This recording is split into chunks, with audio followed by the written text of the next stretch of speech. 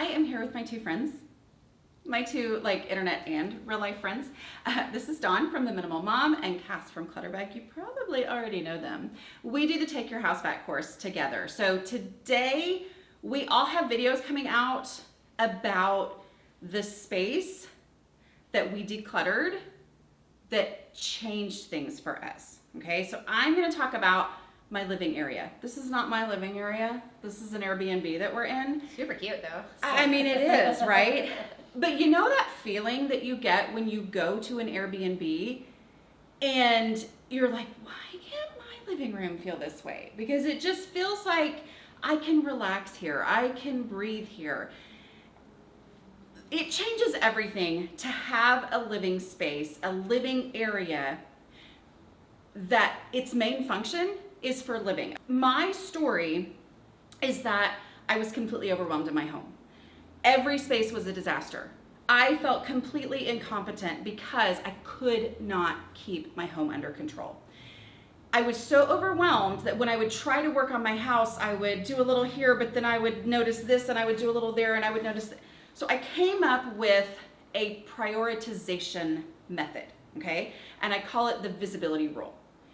Well, the most visible space in my home is the entryway that leads into the living room. And it's been that way in the house that I started out in when I started this deslobification process and the house that I'm in now. It's the same way here, okay? So I focused in on those spaces because I needed a place to start. Yeah. And that gave me a way to prioritize the spaces that I was working on. And your family noticed the difference probably too then. Absolutely. And your guests notice the difference. You're not embarrassed. Well, and that's the reason this changed my life. Like, that is because, y'all, my personality is one where I wanted to be the host, right? Okay, yeah. Like, I wanted to have people into my house. That's what I envisioned when I walked through my house before we bought it. It was all the people that we were going to have there and the things that I was going to do with my kids. And so I had collected all these things, really cool things, y'all. Like, seriously cool things. So like fantasy you Yes, entertaining one? for my stuff I was gonna bake, for the crafts that I was gonna do with my kids, Yeah. For the party you were gonna throw? for the games that we were gonna play, all of that stuff, I collected it in my house, and there was so much that I then couldn't do any of that stuff. Yep. And that was the big frustration for me, is I was like, I am not getting to live the life I want to live because of all my stuff. And the feeling when the doorbell rings? Oh, I would hide.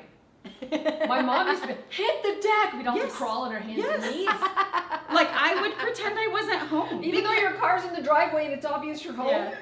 Well, what? Maybe I was in the back and I didn't hear the doorbell, right? But really, truly, Yeah. I mean, like, that Yes. was my Yeah. reality, was that my space was a disaster. And so when I decluttered my living area, and then I was able to open my front door, y'all, it changed my entire mindset about my house. Because here's the thing, when I got rid of the clutter in my living room, it did not happen at once, okay? Like, I didn't do a big, huge, everything is perfect now. But the more that I got rid of from my living room, the more I realized, oh, it's easier living in here. Yeah. It's serving the function that I wanted for this space. I mean, it's called a living room, Yes. not a And storage. that feels obvious. And yet it was not obvious to me because I just had so much stuff. And so I would be like, you know, of course, when I set up the house, it was like, oh, here's a couch and here's a chair and blah, blah, blah. And then I'd be like, well, there's an empty corner over there and I've got stuff, so I need to put it in there. But Yeah. this is the container concept, right? Like, this is, the container concept is that space is finite. The most important stuff deserves space in this container first. And every space in my home is actually a container. Yeah. And what's the most important thing in my home? My family. Okay? And so living, like you just said, the living space, that is the first thing that deserves space. And so it changed how I thought about my home. So Dawn and Cass are going to give their best encouragement and tips for getting the stuff out of your living space, okay? So that living can be a priority. For me, my best tip is to remind myself that it is a living room and realize that is the definition of this room. It is finite, and therefore I cannot put stuff in here that makes it harder to live. Yeah. If That's good. if my family can't plop down and watch a show together because the couch has suddenly turned into a storage space, Full of laundry. yeah, or even I mean like just stuff I didn't know what to do with, You're starting right? to sort later too. Like it's somehow Yeah, like things that just ended up there because I didn't know where it was. Yeah. The Amazon returns. Oh my goodness, yes, for sure. So that mindset shift for me, defining the room and acknowledging that things do not deserve space in here unless they fit the definition of the room, that was transformational for me. So Cass, tell me your best mindset shifts and strategies for decluttering living spaces. Yeah, I get a little radical in a living space because this is where my company sits. Yes. And this is a space I want to be proud of. And it's also, the living room is the number one space that we're clutterblind to.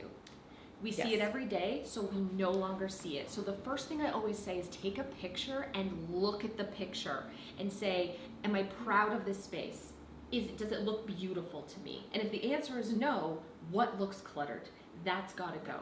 It really does. And the And second, it's amazing. Why is it, Dawn, you probably know the actual, like, do you? data Do you know behind why? it. But why is it that we can see things in a photo that we can't see in real life? Because it is so true. Yeah, because our brain's always trying to conserve energy, right? So it looks at a space and says, that's not a threat, that's not a threat, that's been there for weeks and months. Yeah. I don't need to process that anymore, right? So we have to have some kind of different focal shift or some different way to look at it. You could get down on your, like, to floor height and look at it. That would give you a different perspective. You could stand on a stool and look at it. You just somehow need to get a different view than every day walking in at eye height. It's so I knew great. she would know the answer. She would, Yeah.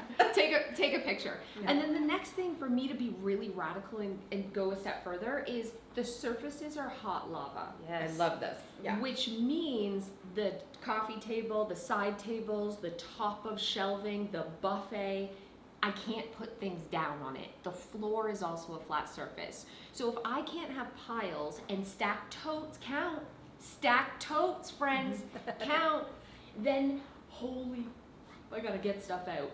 And the great thing is I've pulled things out of my living room and just stacked it over there and then took another picture and thought, oh, Yeah. this is it. And then I deal with those things and make a decision. Yeah. What you're saying, that for me was a shift when I realized, oh, this room is for living. It is not for storage. And so that was a definite rule that I had to follow in my own home is the living room is not for storage. Period. Like, no, it's not an open corner. It's not space for things. Its goal, its purpose is to be empty so that I can walk through and not stub my toe. Y'all, I actually stubbed my toe. Like, I went to get my toes done and I was like, how is my toe bruised? Anyway. Yeah. I really, every time, I used to be a person, I'm a totes in a corner stacky person. Oh, I was, absolutely. Or like little bookcases everywhere because, oh, there's a pile. I better go buy a little bookcase I for the thought pile. shelves were the thing that were going to solve all of my clutter problems. Yep. And in reality, they made it hard to live in my house. I couldn't walk around. And here's another little tip. Get rid of something big. Get rid of a big piece Yep. of furniture because it immediately makes the room bigger. Have y'all seen that meme that says, like, I just learned you can make a room seem 3 times bigger by getting rid of all the laundry off the floor or whatever. It's like legitimately true. But like if you open up the entire space for a chair, you feel like that's not that big of a chair, but you take that away and it is such a huge impact. But also, warning, you might feel uncomfortable at first. Yeah. And Yeah. here's the truth. When you massively declutter your living space, it can feel empty and that can feel uncomfortable, Yeah. especially if you've lived in a very cluttered space, Well- just like when you take down the Christmas decorations. Yeah, and that actually leads into my tip. How did we get over here? Dawn, tell us your best strategies. Well, so along those same lines, I think it's important to remember that we live in a very noisy and chaotic world. And so we all need a peaceful place to come home to. And so as we begin to declutter, you actually might find that even things that you enjoyed in the past, like these beautifully styled shelves behind us, start to feel cluttery. And again, I love Dana's clutter threshold, right? It changes as we go, but really examine everything in your space and say, would this space feel better if it was not in here. And something I've been talking about recently is this idea of like hushing a room, where you literally take everything out, because sometimes we need that mental reset to be able to experience a clean slate again, to experience a space that doesn't have all of these things in it anymore. And it is uncomfortable at first, but that's why it's recommended that you sit with it for at least 24 hours before you make any decisions. That's so good. And I think that that is where the real focus on the purpose of the room comes in. I hear from a lot of you who will say, I don't know when to stop decluttering. Like, when is it okay? Because I came from such a place of so much clutter, and I've been doing so much that I'm like, wait, I don't trust myself to know. My advice is to live with it. Like, live with it and have that focus of, this is my living space. Is it easier to live now? Pay attention to that. And then if it's still hard to live, or if it's still getting out of control, right? Like, that's the clutter threshold. Is it getting out of control easily? Okay, then it's too much stuff. I need to get rid of more. But you only know that from living in it, okay? And the 5-minute pickup is the way that you gauge that. Is a 5-minute pickup enough or not? If it's not enough, then I have too much stuff. Yes.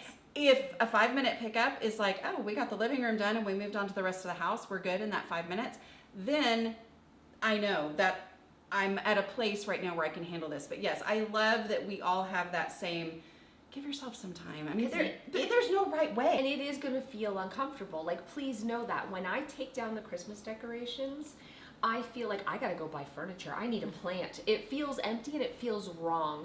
But then after a day or two, I'm like, oh, this is so nice. You got to give yourself time. Don't panic. You're going to see that you're going to adapt quickly and love living with less. And honestly, I've never had someone walk in my house and be like, oh no, where's all your stuff? I mean, it sometimes feels weird to us, but no one else is thinking that. I've had people walk in and say like, wow, how do you keep your house so tidy? Like, how, but no one's thinking like, why don't they have more stuff in here? They're just thinking, wow, this room feels spacious. It feels peaceful. And you get to enjoy that day in and day out when you highly simplify it. Yeah. And honestly, who cares what other people That's think? what I was thinking too. But because it's all about, like, I don't have to clean my house before I clean it, you guys. Like, I used to have to spend hours tidying before I could clean. I cannot explain how life-changing it has been. To be able to quickly tidy a space in minutes and just move on with my life. And that's the beauty of the living room being decluttered real hard.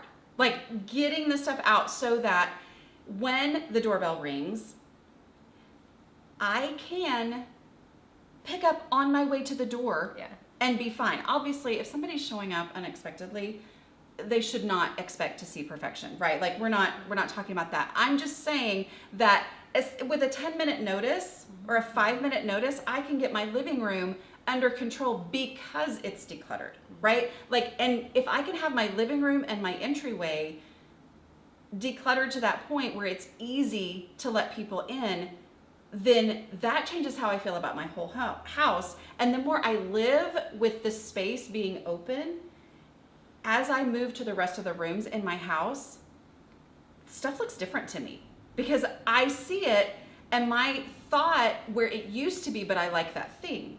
I want that thing. I might use that thing. And because I've lived, like actually experienced living in a space with less, stubbing my toe less often, not never, but less often, because I've lived that way, then I see that item and I think, you know what? But if it wasn't here, I would have more space. And living is easier with more space. And so it's just a great place to start, to inspire myself to keep going and to let myself experience what it's like to live in a house with less stuff. We're like cosplaying as minimalists in the living room. Exactly. Whatever that means, I don't really know. Go declutter your living room. Take a picture first. Yes, declutter it real hard to the point where it's easy to maintain. This is a sample of what it's like inside the Take Your House Back course. So Dawn, Cass, and I have all been at a point where we were super duper messy in our homes. And some of us, well, I think we were all really, I was a slob. like major strugglers, right? A path. So we all worked through it, got to the point where we got our house under control. And so the beauty of the Take Your House Back course is that the three of us come together and we have come at the same problem from different angles and ended up in the same place. Like, it's shocking to me how many times when we have a conversation like the one we had today, we're like, oh yeah, I agree. Even though we're coming at it with different strategies and angles. So we hope that you will take advantage of the opportunity to grab this course while it's on sale, and we hope to see you in there. And we really like each other too. We do. We do.